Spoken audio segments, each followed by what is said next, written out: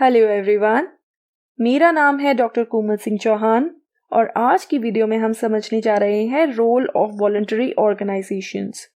So let's start the topic. Beginning with the introduction, voluntary शब्द जो है उसको डिराइव किया गया है लैटिन वर्ड वॉलंटास से, जिसका मतलब होता है फ्रीडम। तो वॉलंटरी ऑर्गेनाइजेशंस, जिन्हें हिंदी में स्वैच्छिक संगठन कहा जाता है, ये इंडिविजुअल्स का एक ऐसा ग्रुप होता है जो वॉलंटरली यानी कि अपनी इच्छा से, अपनी विल से एक अग्रीमेंट में आता है और एक ऑर्गेनाइजेशन को फॉर्म करता है किसी पर्पस को अचीव करने के लिए। और वो पर्पस क्या होता है? वो एक बहुत ही स्पेशल पर्पस होता है। वो होता है सोशो इकोनॉमिक अपलिफ्टमेंट, यानी कि सामाजिक आर्थिक उत्थान। तो ये ऐसी ऑर्गेनाइजेशंस होती हैं जो वॉलंटरली फॉर्म की जाती हैं इंडिविजुअल्स द्वारा सोशो इकोनॉमिक वेलफेयर के लिए। तो ये सोसाइटी के वेलफेयर पर फोकस करती हैं। ये इंडिपेंडेंट होती हैं, विच मीन्स कि इन पर गवर्नमेंटल कंट्रोल नहीं होता है, और नॉन प्रॉफिट भी होती हैं।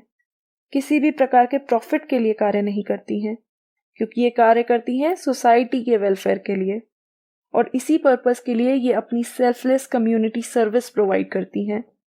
दैट्स वाई इन ऑर्गेनाइजेशंस का मेन एम या उद्देश्य क्या होता है? सोसाइटी को सर्व किया जाए, उनके वेलफेयर के लिए और उनकी डेवलपमेंट के लिए कार्य किया जाए। वॉलंटरी ऑर्गेनाइजेशंस को इस्टेब्लिश इसीलिए किया जाता है कि सोसाइटी को एक सर्विस प्रोवाइड की जाए, और ये इंडिविजुअल्स द्वारा वॉलंटरली अपनी इच्छा से किया जाता है, विदाउट एनी प्रॉफिट मोटिव। इन ऑर्गेनाइजेशंस को इस्टेब्लिश करके प्रॉफिट अर्न करना उनका मोटिव नहीं होता है। तो ये सोसाइटी के हर स्फेयर में प्रेजेंट होती हैं।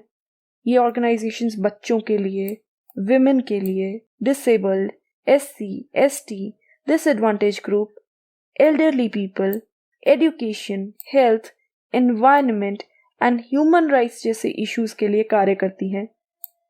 बिकॉज लाइक मेंशन बिफोर, ये सोशो इकोनॉमिक इश्यूज से डील करती हैं। और कई बार इस टर्म को सिनोनिमसली यूज किया जाता है नॉन गवर्नमेंटल ऑर्गेनाइजेशंस या NGOs के साथ। अब आपको डाउट हो रहा होगा कि क्या ये सेम है या क्या ये दो अलग अलग हैं, इनके बीच का रिलेशन क्या है? तो मैं आपको बता दूं, रिलेशन थोड़ा कंफ्यूजिंग है। कंफ्यूजिंग इसलिए कि एक जनरल अग्रीमेंट नहीं है इनके रिलेशन को लेकर। तो एक ओपिनियन ये कहता है कि सभी NGOs तो वॉलंटरी ऑर्गेनाइजेशंस का पार्ट हो सकते हैं, लेकिन सभी वॉलंटरी ऑर्गेनाइजेशंस NGOs नहीं हो सकती हैं। और जो तीसरा व्यू पॉइंट है वो बिल्कुल इसका ऑपोजिट है। तो डिफरेंट व्यू पॉइंट्स एग्जिस्ट करते हैं। हालांकि NGOs भी इंडिपेंडेंट होती हैं, ये भी नॉन प्रॉफिट होती हैं। तो हम इसे इस प्रकार कंक्लूड कर सकते हैं कि जो NGO सोशल और इकोनॉमिक वेलफेयर के लिए कार्य करती हैं, ऐसी ऑर्गेनाइजेशंस को हम वॉलंटरी ऑर्गेनाइजेशंस भी कंसिडर कर सकते हैं। तो वॉलंटरी ऑर्गेनाइजेशंस या VOs में NGOs भी आते हैं, कम्युनिटी बेस्ड ऑर्गेनाइजेशंस भी आती हैं, विच मीन्स कि ऐसी ऑर्गेनाइजेशंस जो एक पर्टिकुलर कम्युनिटी के लिए कार्य करती है। और ये कम्युनिटी रिलीजन बेस्ड भी हो सकती है, इसमें चर्च ग्रुप्स भी आ सकते हैं, या स्कूल ग्रुप्स आ गए, या यूथ ग्रुप्स भी इसका पार्ट हो सकते हैं। इसके अलावा इसमें प्रोफेशनल मेंबरशिप एसोसिएशंस भी आ सकती हैं, यानी कि ऐसी एसोसिएशंस जिसके जो मेंबर होते हैं वो एक पर्टिकुलर प्रोफेशन को बिलोंग करते हैं, लाइक द टीचर्स एसोसिएशन। तो वॉलंटरी ऑर्गेनाइजेशंस के बहुत सारे एग्जाम्पल्स हैं। कोई भी environmental group, human rights group, ऐसा ग्रुप जो children, women, disabled, SC, ST, disadvantage group के लिए कार्य करता हो, वो सब वॉलंटरी ऑर्गेनाइजेशंस का एग्जाम्पल होते हैं। तो लाइक हेल्पेज इंडिया है, ये ओल्ड एज पीपल को food, shelter and medical care provide करता है। फिर गांधी ग्राम ट्रस्ट है, रेड क्रॉस सोसाइटी है, ह्यूमन राइट्स वॉच है, केयर है। इसके अलावा हेल्थ केयर ग्रुप्स या एनवायरमेंटल ग्रुप्स, सब इसका एग्जाम्पल हो सकते हैं। तो इंडिया की अगर हम बात करें तो वॉलंटरी ऑर्गेनाइजेशन को कैसे इस्टेब्लिश किया जा सकता है?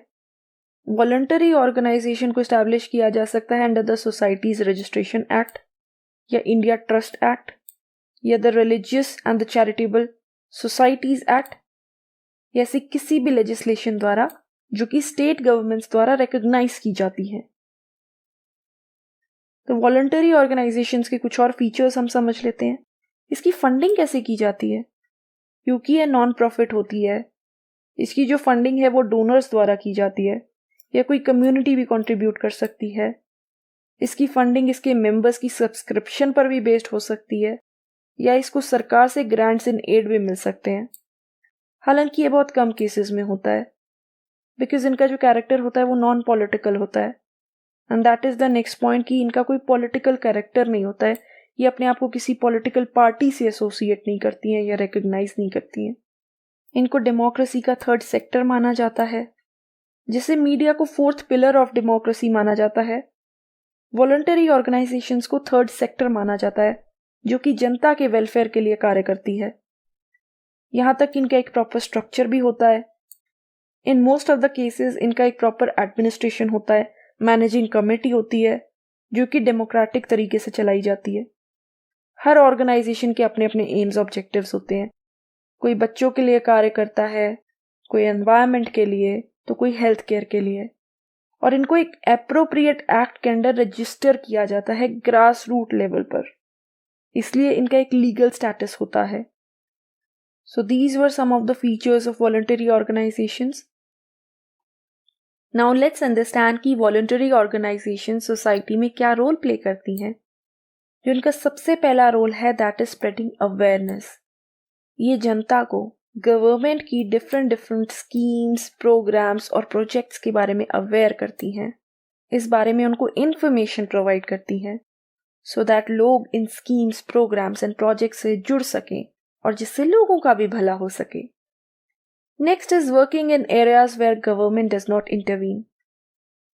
देखिए, ऐसे कुछ एरियाज होते हैं डेवलपमेंट से रिलेटेड जहां पे सरकार चाहकर भी इंटरवीन नहीं कर पाती है, तो ऐसे एरियाज में वॉलंटरी ऑर्गेनाइजेशंस आते हैं। सो लेट्स सपोज कोई पॉलिटिकल पार्टी इन पावर है जिसकी सरकार बनी हुई है, वो किसी पर्टिकुलर कास्ट के लिए काम नहीं करना चाहती है क्योंकि वो political party caste based politics play करती है। तो ऐसे में वॉलंटरी ऑर्गेनाइजेशंस एक इम्पॉर्टेंट रोल प्ले करती हैं। वो उस पर्टिकुलर कास्ट के लिए कार्य करती है, उनके वेलफेयर के लिए काम करती है। अपने वर्क के थ्रू वो कोशिश करती हैं कि ऐसी कम्युनिटीज और ऐसी कास्ट सेल्फ रिलायंट बन सकें। Another important role is facilitating people's participation. VOs की कोशिश होती है कि जनता ज्यादा से ज्यादा पार्टिसिपेट कर सके, गवर्नमेंट की स्कीम्स का, प्रोग्राम्स का, प्रोजेक्ट्स का फायदा उठा सके उनमें पार्टिसिपेट करके। और इस प्रकार ये ऑर्गेनाइजेशंस डेमोक्रेसी को भी स्ट्रेंथन कर रही हैं, क्योंकि डेमोक्रेसी में लोगों का ज़्यादा से ज़्यादा पार्टिसिपेशन जो है वो मैटर करता है, उसको स्ट्रेंथन करता है। और जितना ज़्यादा लोग इन स्कीम्स और सर्विसेज को अवेल करेंगे उतना ही ज़्यादा उनका वेलफेयर होगा। Next is bridging gap between governmental process and it's outcome. कई बार क्या होता है कि सरकार पॉलिसीज तो बहुत अच्छे से बना देती है, लेकिन जब उनकी इम्प्लीमेंटेशन की बात आती है वो पॉलिसीज और प्रोग्राम्स जनता तक नहीं पहुंच पाते हैं। ग्रास रूट लेवल पर पहुंचते पहुंचते गायब हो जाते हैं। जनता को बेनिफिट ही नहीं मिल पाता है क्योंकि ऑफिशियल्स बीच में पैसा खा जाते हैं या लोग अवेयर ही नहीं होते हैं ऐसी पॉलिसीज के बारे में। तो ऐसे में वॉलंटरी ऑर्गेनाइजेशंस एक इम्पॉर्टेंट रोल प्ले करती हैं। वो जनता को अवेयर करती हैं इनके बारे में, वो इनिशिएटिव लेती हैं लोकल लेवल पर, लोगों को इन्वॉल्व करती हैं सो दैट लोग उन बेनिफिट्स का फायदा उठा सकें। वेरियस प्लान्स एंड प्रोग्राम्स को इम्प्लीमेंट करने में भी ये इंपॉर्टेंट रोल प्ले करती हैं। यहाँ तक कि कई बार वॉलंटरी ऑर्गेनाइजेशंस गवर्नमेंट के साथ कोलैबोरेट करती हैं प्लान्स एंड प्रोग्राम्स को जनता तक पहुंचवाने के लिए, उनको इम्प्लीमेंट करवाने के लिए। यहाँ तक कि कई बार गवर्नमेंट और वीओस कोलैबोरेशन में काम करते हैं और वीओस का काम यही होता है ये देखना कि क्या प्लान्स एंड प्रोग्राम्स को प्रॉपर्ली इम्प्लीमेंट किया गया है। और ऐसे में voluntary organizations plans and programs को इम्प्लीमेंट करने में एक इम्पॉर्टेंट रोल प्ले करती हैं। और इसका एग्जाम्पल है अक्षय पत्र, जो कि राजस्थान की एक वॉलंटरी ऑर्गेनाइजेशन है और मिड डे मील स्कीम को प्रॉपर्ली इम्प्लीमेंट करवाने में गवर्नमेंट की हेल्प करती है। अब आते हैं welfare functions. VOs important role play करती हैं एजुकेशन प्रोवाइड करने में।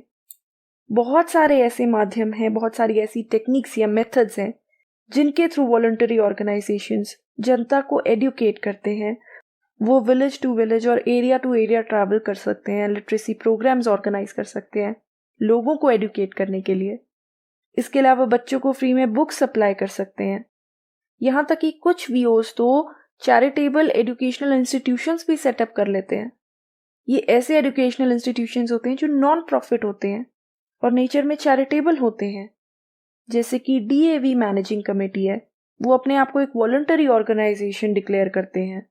या उड़ान फाउंडेशन है, ये 4 से 6 साल के बच्चों को जो कि गरीब तबके से आते हैं उनको 1 साल तक फ्री में एजुकेशन प्रोवाइड करती हैं। इसी प्रकार हेल्थ केयर में भी इंपॉर्टेंट रोल प्ले करते हैं। फ्री मेडिकल कैंप सेटअप करते हैं जहां पर क्वालिफाइड डॉक्टर्स फ्री कंसल्टेशन देते हैं और फ्री में मेडिसिन भी डिस्ट्रीब्यूट करते हैं। तो हेल्थ केयर में बड़ा इंपॉर्टेंट रोल है। और साथ ही साथ चैरिटेबल हॉस्पिटल्स भी सेटअप करते हैं, जैसे कि राजीव गांधी कैंसर इंस्टीट्यूट है या टाटा मेमोरियल हॉस्पिटल है। ऐसे हॉस्पिटल्स गरीब जनता को जो बिल्कुल भी ट्रीटमेंट अफोर्ड नहीं कर सकती हैं उनका फ्री में ट्रीटमेंट करते हैं। हालांकि एक्सेप्शन इसमें यह है कि कई बार ऐसे हॉस्पिटल्स 10 से 20% फी चार्ज कर ही लेते हैं टोटल फी का। एनवायरनमेंट के लिए भी वीओस काम करते हैं। एनवायरनमेंट को बेहतर बनाने के लिए ये काम करते हैं। सभी प्रॉब्लम एरियाज में ये वर्क करते हैं, चाहे जनता तक सेफ ड्रिंकिंग पहुंचाना हो, चाहे माइनिंग सेक्टर से रिलेटेड वर्क हो, क्लीन एयर प्रोजेक्ट हो। ऐसे बहुत से वॉलंटरी ऑर्गेनाइजेशंस हैं जो एनवायरमेंटल सेक्टर में काम कर रहे हैं। क्लाइमेट चेंज, पॉल्यूशन, ऐसे सभी इश्यूज से ये एनवायरमेंट वीओज डील करते हैं। जैसे world wild life fund India इसका एक एग्जाम्पल है। फिर आता है role in promotion of human rights. Human rights को भी ये प्रमोट करते हैं। ये मेक श्योर करते हैं कि किसी के भी ह्यूमन राइट्स का हनन ना हो, हर सिटीजन को उनका प्रॉपर ड्यू मिले, उनके साथ जस्टिस हो। और ह्यूमन राइट्स को प्रमोट करने के लिए ये अवेयरनेस कैंपेन्स भी करते हैं। ये विलेजेस और रिमोट एरियाज में जाके लोगों को एडुकेट करते हैं, उनके राइट्स के बारे में उनको बताते हैं, सो दैट लोगों को उनके राइट्स के बारे में पता चल सके। विलेज रिकंस्ट्रक्शन में भी ये हेल्प करते हैं। और ऐसे अलग अलग तरीके हैं जिनके थ्रू ऐसा किया जा सकता है। जैसे फार्मर्स को न्यू क्रॉप्स के थ्रू हेल्प किया जा सकता है, ऐसी क्रॉप्स जो उनके लिए पैसा लाएं, जो प्रॉफिटेबल हो उनके लिए। तो ऐसी क्रॉप्स के बारे में उनको अवेयर करना, बच्चों को एडुकेट करना विलेजेस में, जो विलेजेस में आर्टिसंस हैं उनकी मदद करना, उनके प्रोडक्ट्स को मार्केट करना सो दैट उससे वो अर्निंग कर सकें। और इसके अलावा डिफरेंट वर्क से रिलेटेड ट्रेनिंग प्रोवाइड करना। इसके थ्रू विलेज रिकंस्ट्रक्शन में हेल्प की जाती है वॉलंटरी ऑर्गेनाइजेशंस द्वारा। फिर आता है कंडक्टिंग रिसर्च। कुछ वीओज ऐसी होती हैं जो रिसर्च भी कंडक्ट करती हैं। वो रिसर्च सोशल और इकोनॉमिक टॉपिक्स पर हो सकती है, जैसे कि गरीबी को कैसे दूर किया जाए, या कैसे ऐसे तरीके हैं जिसके द्वारा गरीबी को दूर किया जा सकता है, पोल्यूशन को कम किया जा सकता है, या स्कीम्स को कैसे बेटर इम्प्लीमेंट किया जा सकता है। और इन फाइंडिंग्स को गवर्नमेंट के साथ शेयर भी किया जा सकता है। जैसे कि इंडिया में centre for science and environment ऐसी ऑर्गेनाइजेशन है जो रिसर्च कंडक्ट करती है। फिर आता है मेकिंग कम्युनिटीज सेल्फ रिलायंट। वीओज का ये पर्पस भी होता है कि कम्युनिटीज को सेल्फ रिलायंट बनाया जाए, आत्मनिर्भर बनाया जाए। इसके लिए वो उन्हें ट्रेनिंग भी प्रोवाइड कर सकती हैं। वो कोशिश करती हैं कि लोकल रिसोर्सेज को लोकल डेवलपमेंट के लिए यूज किया जाए और इसके थ्रू कम्युनिटीज को सेल्फ रिलायंट बनाया जाए। लोकल्स को डिफरेंट वर्क से रिलेटेड ट्रेनिंग दे सकती है सो दैट वो सेल्फ रिलायंट बन सके। इसके अलावा कैपेसिटी बिल्डिंग में भी इंपॉर्टेंट रोल प्ले करती है। इसका मतलब होता है कि इंडिविजुअल की स्किल्स में इंप्रूवमेंट लाना ताकि वो अर्न कर सके। और इसके लिए वो लोगों को एडुकेट करते हैं, उनको ट्रेनिंग देते हैं, उनके साथ इंफॉर्मेशन शेयर करते हैं। Then another very important role that they play is undertaking monitoring and evaluation. Voluntary organizations government के प्रोग्राम्स और उनकी स्कीम्स को मॉनिटर भी कर सकते हैं और उनका इवैल्यूएशन यानी कि मूल्यांकन भी कर सकते हैं। और ऐसा ही एक माध्यम है सोशल ऑडिट का, जिसमें वॉलंटरी ऑर्गेनाइजेशंस खुद पार्टिसिपेट करते हैं। सोशल ऑडिट के थ्रू ये फाइंड आउट किया जाता है कि क्या एक स्कीम का फायदा लोगों तक पहुंच रहा है, क्या लोकल लेवल पर जो बॉडीज हैं जो रिस्पॉन्सिबल है उस स्कीम को इम्प्लीमेंट करने के लिए, क्या उस स्कीम को उन्होंने प्रॉपरली इम्प्लीमेंट किया है और क्या जनता को प्रॉपर बेनिफिट पहुंचाया है। तो प्लान्स एंड प्रोग्राम्स की देख रेख और मूल्यांकन करना भी एक इम्पॉर्टेंट रोल है वॉलंटरी ऑर्गेनाइजेशंस का। And last but not the least is collaborating with the government, जो कि मैं ऑलरेडी बता चुकी हूँ कि कैसे वीओज कोलैबोरेट करती हैं गवर्नमेंट के साथ, ये इंश्योर करने के लिए कि प्रोग्राम्स प्रॉपरली इम्प्लीमेंट हो सके। जैसे कि प्रोजेक्ट टाइगर था, जिसमें सरकार ने WWF इंडिया के साथ कोलैबोरेट किया to save the tigers so that उन्हें एक्सटिंक्ट होने से बचाया जा सके। So this was the role of voluntary organizations, और ये था हमारा आज का टॉपिक, जिसमें हमने समझा कि वॉलंटरी ऑर्गेनाइजेशंस क्या होते हैं और क्या रोल ये प्ले करते हैं। ये ऐसी ऑर्गेनाइजेशंस होती हैं जो वॉलंटरली फॉर्म की जाती हैं। इंडिविजुअल्स अपनी मर्जी से इसे फॉर्म करते हैं। ये नॉन प्रॉफिट होती हैं, इंडिपेंडेंट होती हैं, और इनका मेन पर्पस होता है सोशियो इकोनॉमिक वेलफेयर के लिए काम करना। सो आई होप आज का टॉपिक आपको समझ में आया होगा। तो आज की वीडियो में इतना ही।